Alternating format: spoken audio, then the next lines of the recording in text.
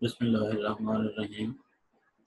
Today we are starting with the second lecture of lifting analysis.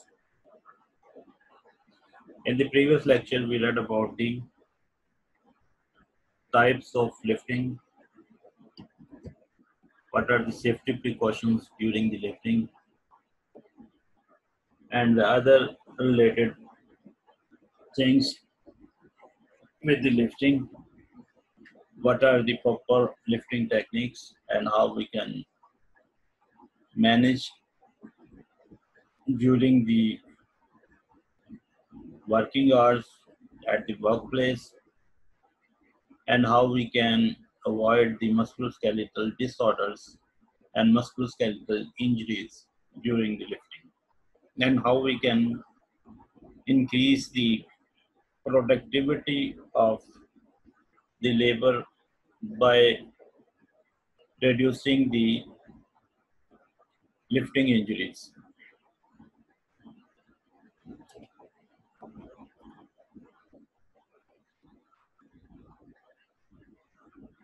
We read about the stoop lift, squat lift, semi-squat lifts, freestyle lifts, trunk kinetic lift, load kinetic lift, stoop lifting for normal individuals, lifting technique, does not cause back pain. In low back pain, stoop lifts may increase the pain, and other lifting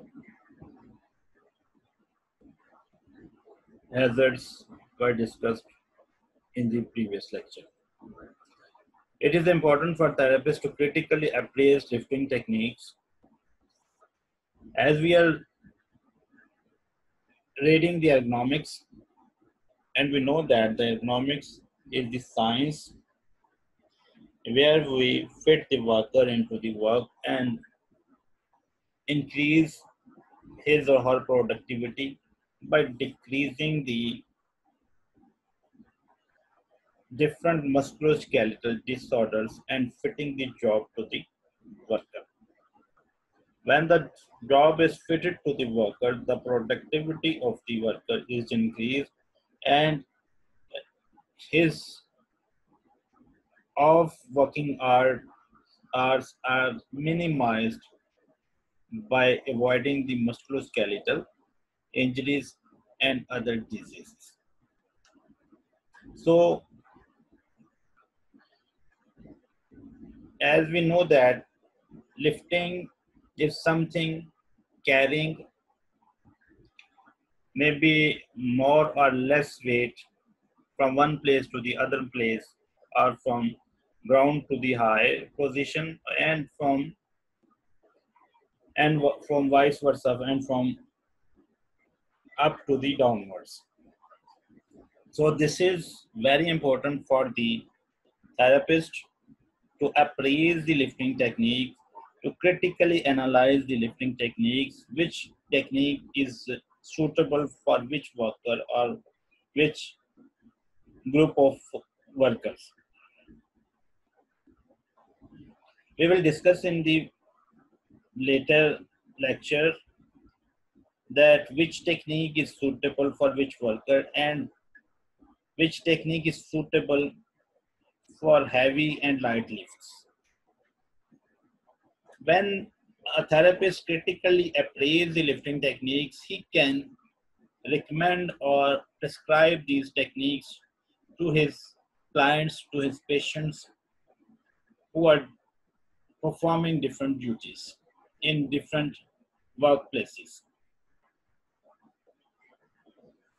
If the therapist is not aware of the lifting techniques and how to avoid the different musculoskeletal disorders or musculoskeletal injuries during lifting, he could not be able to prescribe or recommend the safety techniques or safe techniques to his clients or to his patient. So it is very necessary, it is very important for him to have the critical appraisal of the lifting techniques so that he can be able to provide maximum information about the lifting hazard to the worker or to his patient.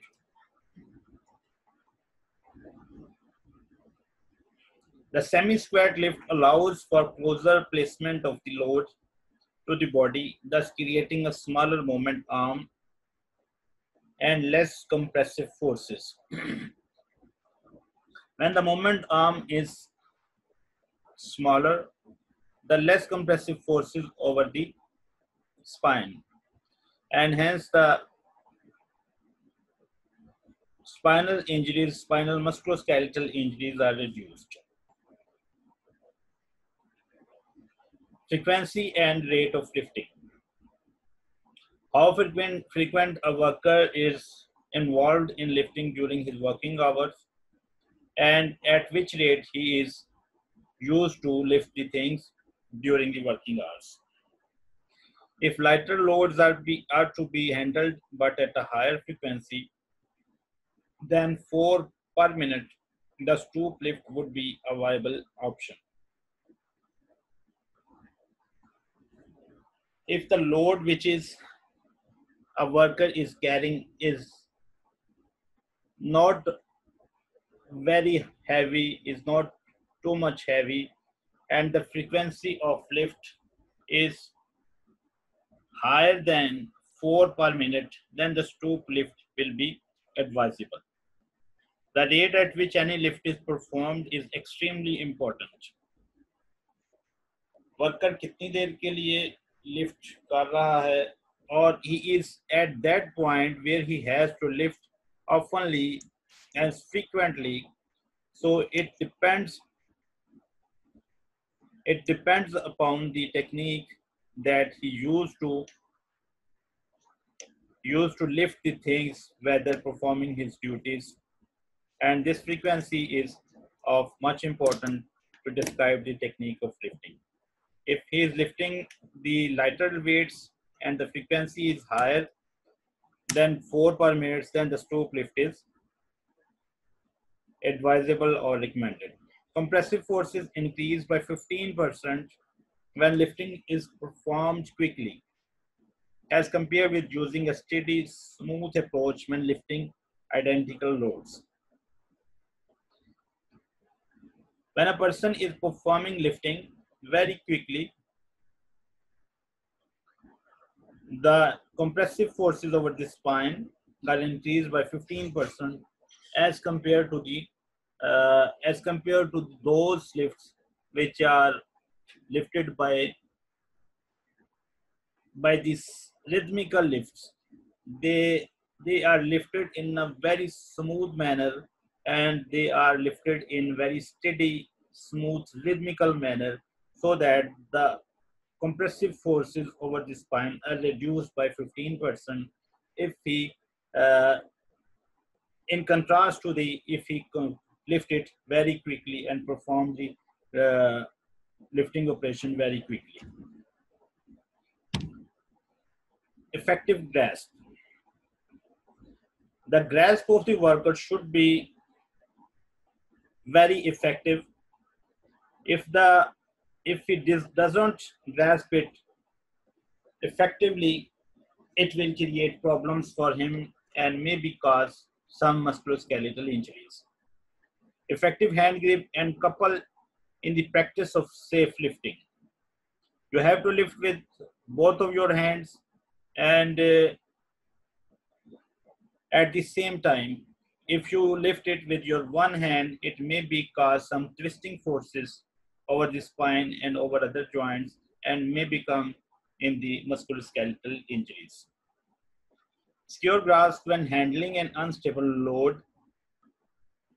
Instability resulting from the lack of an effective grasp can adversely affect stability of the load. If he doesn't couple the grasp, then the load becomes unstable and may become the cause of injury. The involuntary increased recruitment of core trunk muscle group, rectus and external and internal obliques, increase the lumbar compressive forces. During lift, voluntarily the core muscles of the trunk are involved. The core muscles of the trunk are the rectus and external and internal obliques. And when the core muscles are involved, the compressive forces over the spine are increased. What are the other considerations during lifting? Compression at the L5S1 joint was a poor indicator of the potential for injury. Lateral shear and torsion, side bending and twisting in coupled and uncoupled movements.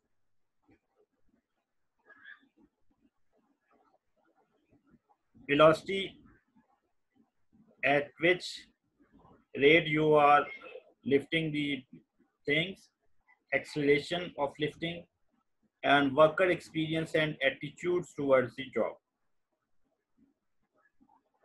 How long the worker is involved in lifting and how much his muscles are built up according to his job, so that he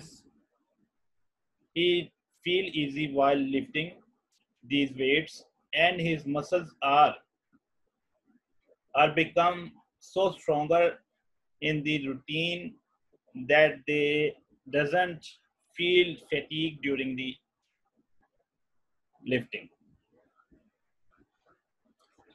muscles group जो एक काम बार बार कर रहे होते हैं, they build themselves and they strengthen themselves to that level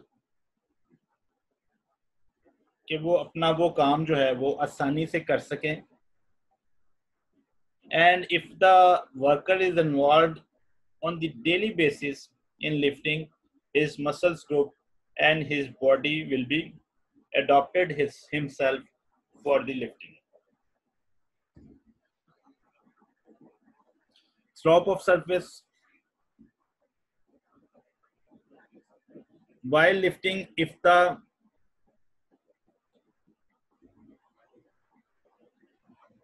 surface is sloped, either inclined or declined.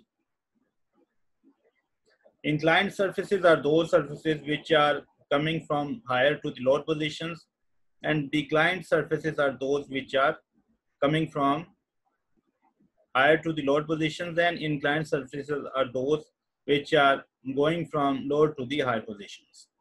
Lumbosacral movements were considerably larger when lifting from an inclined slope compared with the declined surface, so that the lumbosacral movements are larger in inclined slope, so that the compressive forces over the spine are increased in this case.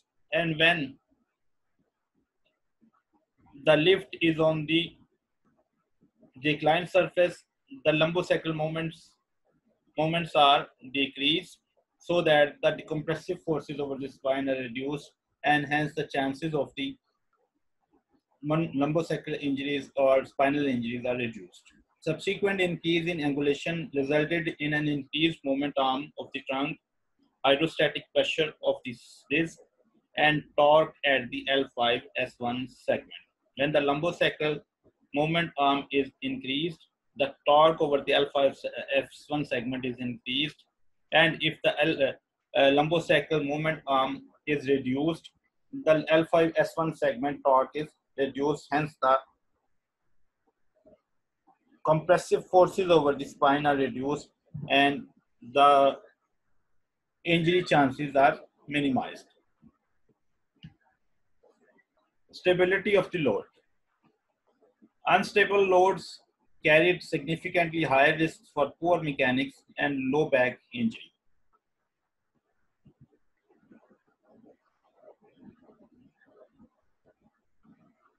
What physical therapists need to concern? What are our concern in these tasks?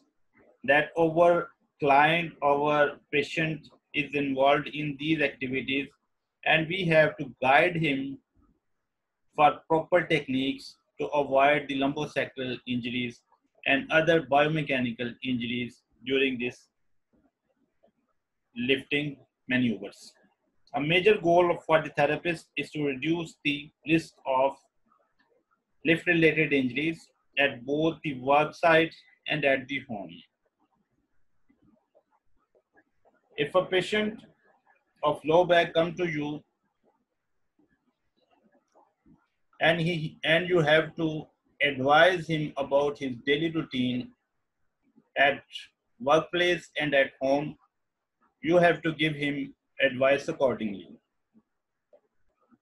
Everybody is involved in lifting, whether he is at home or maybe at work he has to lift something, so that you have to guide them whether they are at home and they need to lift something, and if they are involved in lifting at their workplaces, you have to guide them accordingly. The primary concern is to recognize the presence of risk factors and understand how each factor influences the pathological process. You have to recognize the problem, where is the problem, and then when you recognize the problem, you have to address it and to resolve it so that the pathological process should not be increased or diseases or injuries must not be augmented. What are the standards? Keep the load close. When you keep the load closer to your body, the moment arm of the lumbosacral spine or the spine is reduced, hence the compressive forces of the spine are reduced. And when the load is away from your body,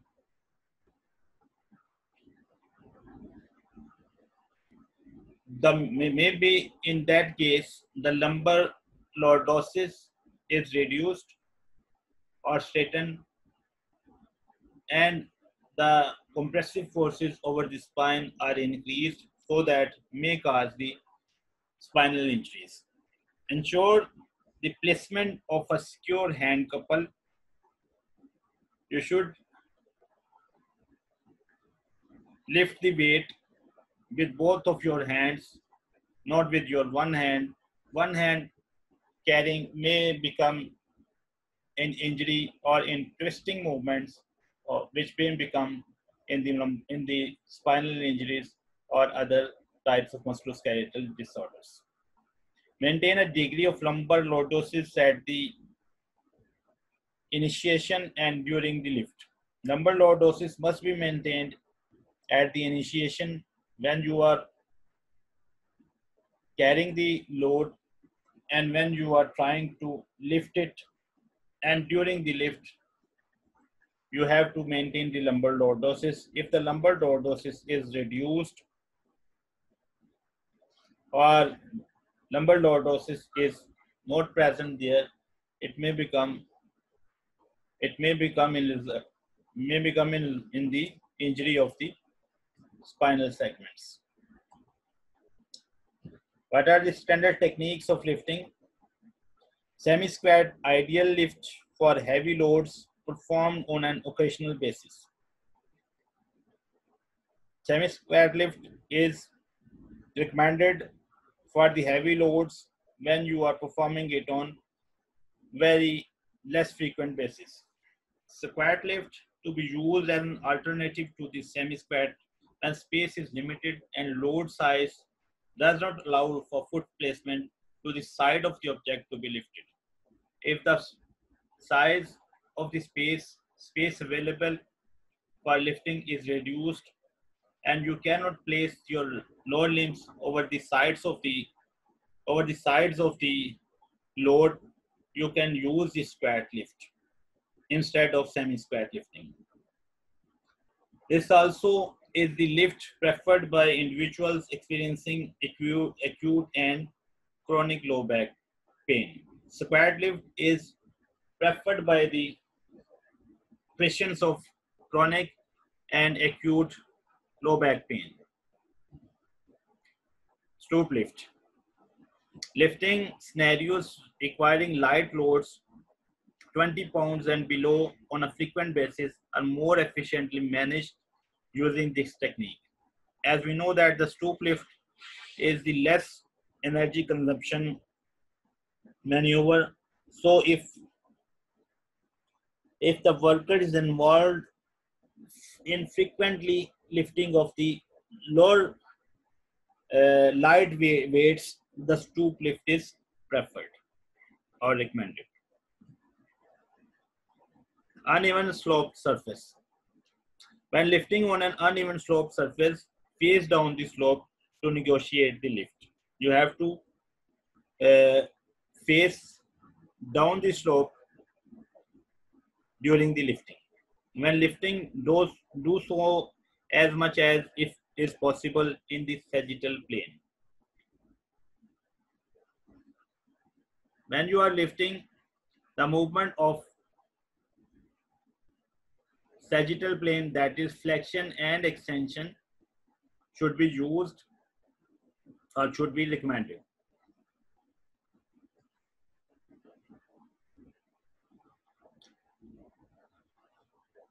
When we are talking about the lifting, we should not forget about the pushing and pulling maneuvers.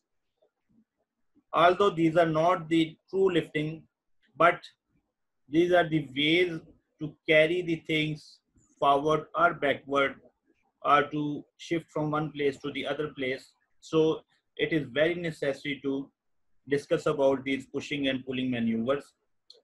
Seemingly less menacing and more biomechanically efficient, namely pushing and pulling, because these are the maneuvers which are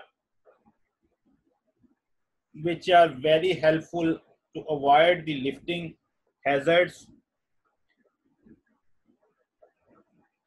by pulling or pushing something heavier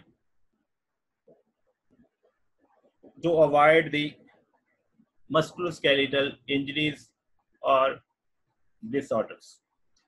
Resultant vectors changed from the vertical to the horizontal axis, added the component of frictional resistance to the equation when pushing or pulling. When you are pushing or pulling the things, the vector is on the horizontal axis. You are pulling at the level of the ground, you are pushing at the level of the ground, and not in the vertical plane. Not you are hiding the things and lowering the things, but you are carrying in the horizontal plane. We can see the difference: carrying, pushing, and pulling.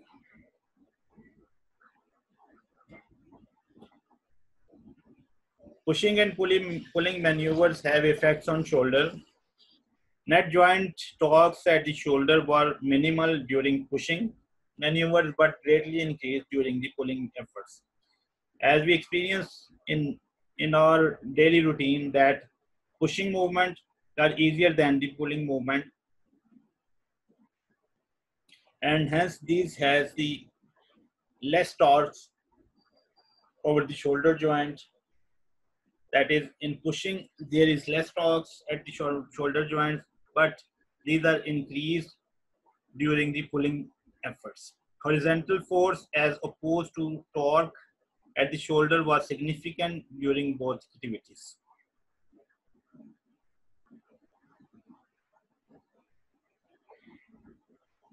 Handle height and hand placement. Optimal pushing height for the best performance appeared to be at or about waist level. If the handle is at waist level, then the pushing and pulling maneuvers could be easy. Comparing pulling with pushing, the vector of force is substantially higher at the L5S1 joint when pulling as compared with pushing.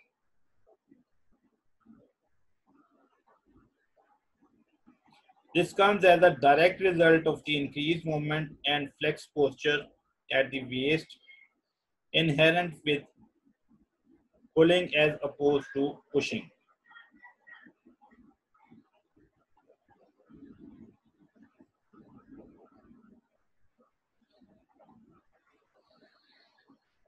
What should be preferred if pushing and pulling both maneuvers are available? If possible, pushing should be preferred method of material transport over the pulling. As we know that